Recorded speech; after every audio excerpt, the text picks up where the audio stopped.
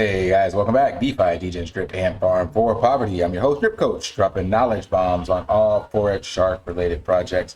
And in today's video, we're going to dive back into the macro and cover a little bit of doom and gloom, but actually has a silver lining regarding some info from one of my favorite macro gurus, Raoul Pal, actually, and also what this means for the global market, as well as some forecasts for when the crypto bear market bottom could be in, and kind of what that means for us, of course, as it ties to drip. So we're going to tie all of that together in this video because I like to give you guys some of the stuff that I'm looking at. Now, I brought up this older article from June 15th about crypto bear markets, and the previous cycles have lasted about 2.5 years. And this led me to search and find out some information from some other YouTubers and kind of crypto TA analysts and stuff like that. And this one guy has the forecast out for the bear market bottom to be in or come in sometime around January. And I've also listened to traditional finance people talk about that October is usually a really bad month in the traditional financial sector. So point being for this is that theoretically, and this is actually good news, I know it sounds bad, but I'm gonna let you know why it's good news. The crypto bottom could come in at the end of this year, the early next year. Now, the bad news is that with a bottom coming in, everyone's forecasting somewhere around 50% from where we're at now. Like right now, we are at a $19,000 Bitcoin. So people are saying around 13 to 10. So just for easy math, we're going to say it's a 50% correction from here, a little less than 50%. That also means that BNB will take potentially at least a minimum of a 50% correction. So that means $135, $150, we'll say $120 to $150 BNB price. And this is the bad news short term. That's going to cause obviously a hit to our drip token price, because we have a part of the liquidity paired with drip. Now, bear with me, there is some positive sentiment to this. So yes, we could take a hit on the liquidity on this side of the BNB and drip pairing in this supply. But we know that there is twice as much drip tied to the BUSD price. So I think what will happen, and even more so when the farms actually unpause and people are losing liberation contract and all that stuff. As of this video, they're not unpaused yet. But what we'll see is maybe drip won't take as big of a beating, and we can very likely still hold this floor, especially if the crypto bear market bottom comes in after we've had the farms online long enough to build a floor. So that's part of the bullish news. We're gonna get to the rest of bullish news later, but the bottom coming in is great for everybody. Yeah, it sucks. It's going to liquidate some people. Nobody wants to see the prices drop. However, after the bull or the bear market bottom comes in, then we bounce sideways from there, and then we can start to have a bull run. And then with all of the utility and the liquidity that we've built up, we'll be in a much better position. So this could be 18 months from now, but the good news is you're building your position now, and then we'll literally trade sideways in a range. Because once the floor is in, it basically just bounces around on the floor. And then we slowly start to take back off. And that is great for anyone getting in right now and in the next couple of months, whenever this will come. And maybe, again, there'll be a better opportunity if the floor comes in and this drops to a leather price level below this. But the point I'm getting at is that this is good news in the long run to be accumulating now in the bear market. Now, let's get into this video from Raoul Pal, because he talks about one piece that I haven't covered actually from him regarding the crypto adoption, right? So he's always talking about Metcalfe's law and crypto adoption and how it's a network adoption and how it's exponential and all this other stuff. But he tied in a phrase that I wasn't actually listening to previously, and maybe he said it, but in here he mentions behavioral economics and how crypto is viral by nature. And we're gonna let him explain that. And then I'm going to tie that to the most bullish part of our ecosystem that Forex Shark built. So let's listen to Raoul Pal explain that. Just a quick message, please like, subscribe, and turn on notifications so you don't miss another video. This helps bring brand awareness to the channel as well as all Forex Shark related projects. Thank you. Fast adoption of cryptocurrencies. So people are adopting this twice the speed of the internet.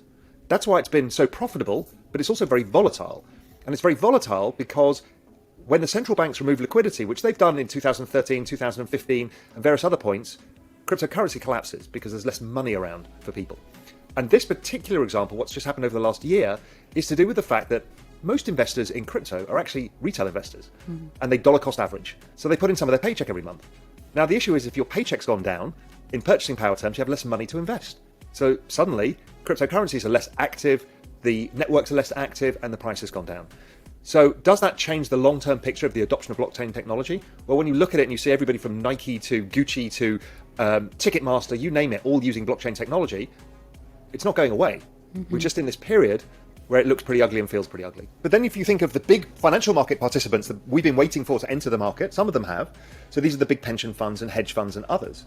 They're also struggling from lack of liquidity because their portfolios are going down from what the Federal Reserve are doing, so they have less money to put into crypto. So I spend a lot of time speaking to these big institutions, and they're all ready to get involved, but they just don't have the cash right now, much like we don't have the cash because everybody's feeling the pinch. So if everybody's feeling the pinch, it's not going to drive up the price. But once this situation eases, it'll start driving up the price. Now there's another piece of magic that happens with crypto, is crypto doesn't do well in inflation because of the reasons I said.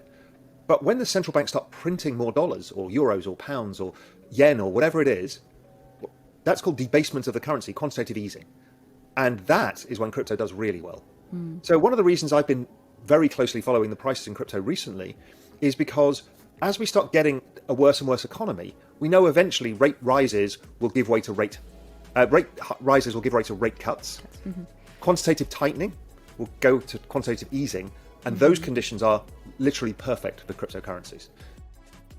All right, so I'm going to pause there just to fill in some gaps. So this is what I was talking about, reference the bear market. So he's not saying those words, but he's basically saying that right now we are in a crisis right now, and the central banks are basically not injecting money into the system, and they're pulling money out by raising rates. And then everybody's feeling the squeeze, from the institutions down to the little man, especially the retail investor, which is what drives crypto adoption. And since we're not getting extra money to play with, people are not taking these risks. But we know in all of the history of fiat currency, there's cycles. So at some stage, the Fed and other central banks will have to stop the quantitative tightening, which is restricting the money supply, and go back to quantitative easing, which is pumping money back into the system, giving out free money, making interest-free loans, all this stuff. We don't know when, but we know there's a point where things break and they have to do this. That is just the boom and bust cycle of fiat forever and ever. Amen.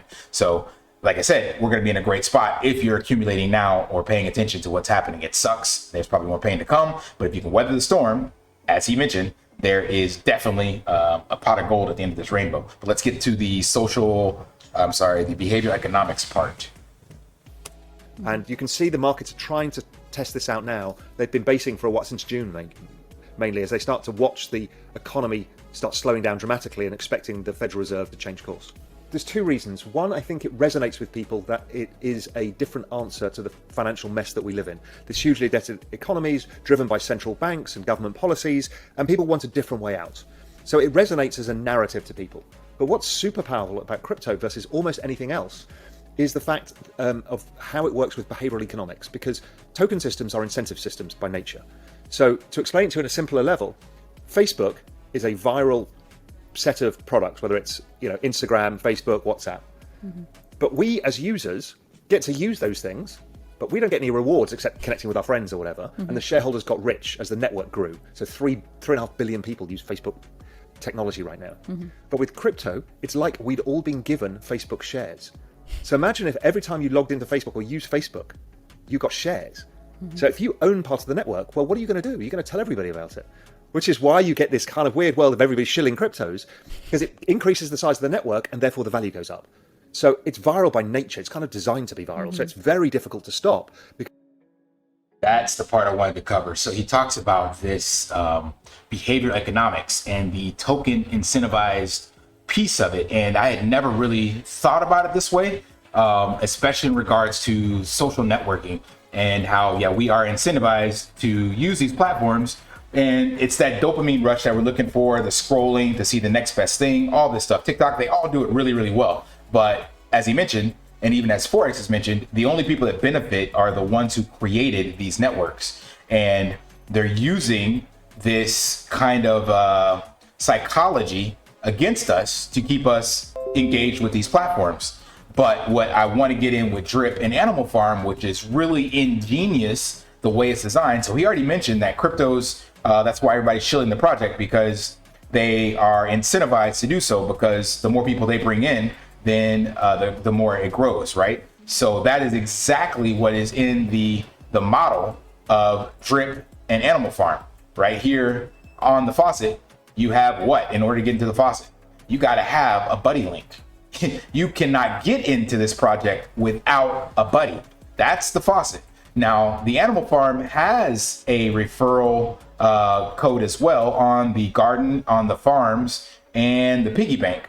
It's not required, but again, we are incentivized to tell people about this. And like he mentioned about Facebook shares, every time I use this platform or you use this platform and you're seeing your balance go up or you're making money, you want to tell your friends and family about it, especially if it is doing what we expect it to do, which is changing our lives for the better and, giving us financial freedom and all that stuff. So there is this insane, crazy economic, social behavior, economic kind of thing where we want to tell people about this and spread this. And that's already baked into deep crypto as a whole, especially when you have the governments doing what they're doing with the fiat currency all over the world, and people seeing that, locking up your funds and not giving you access and debasing your currency and losing buying power, all these things. So people are seeing these things go on, and they're looking for an answer in a safe haven. So they want to look somewhere else. And then they look somewhere else, and then they're seeing what other people are doing. Crypto channels like mine and other people's, and just in crypto in general, what are they doing? They're showing you what their portfolios are doing, or they're reading technical analysis, showing trades or whatever that stuff. It automatically hits that kind of dopamine loop of, oh, maybe that can be me, that trigger of wanting that next reward. And money is a insanely powerful trigger and force. And that's what's unique about the Animal Farm, is all of these referral incentives that are built into the contracts. So that plays right into the behavioral economics and what Raoul Powell was talking about regarding getting shares of Facebook, basically, because we're being paid every day. And especially if you get into making content, you're literally also being paid directly from the platforms like YouTube, for example, to monetize your videos. And then they are paying you to bring eyeballs to their platform. So you're kind of getting paid twice. So I thought that was huge. And it's definitely something not to sleep on, because it does suck right now with the way things are going in the macro and what it potentially can go to. But if you have a long-term vision, and like he mentioned, the big institution capital and people are adopting blockchain technology. So blockchain technology in and of itself is exactly that, a technology that is not going anywhere.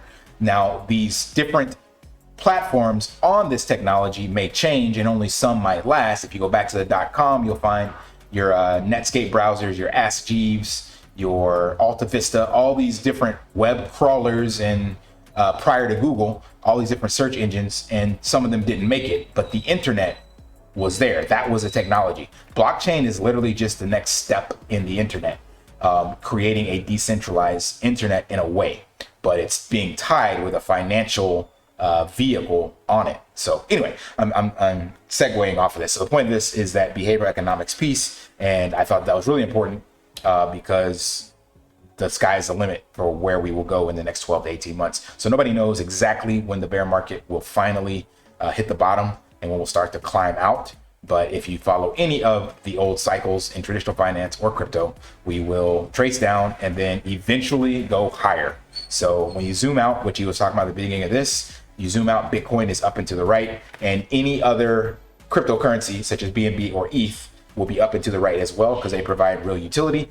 And the same will be said for the Animal Farm and Drip especially, because that's where I'm the most bullish at. So if BNB gets to new all-time highs of $1,000, a 4-figure token, its previous was 670 or something like that, then you can just imagine what the drip price will be just by simply riding on the coattails of BNB. So that's it for this video. I know it's a long way, but just wanted to bring that to you guys' attention. Hope, as usual, you found some value in that. When in doubt, zoom out, as they say. And for me, please do that HBO special, help a brother out. Hit that like and subscribe. Leave me a comment below. I love engaging with you guys, finding out what questions you want me to cover. And as always, lift daily and achieve your impossible. See ya.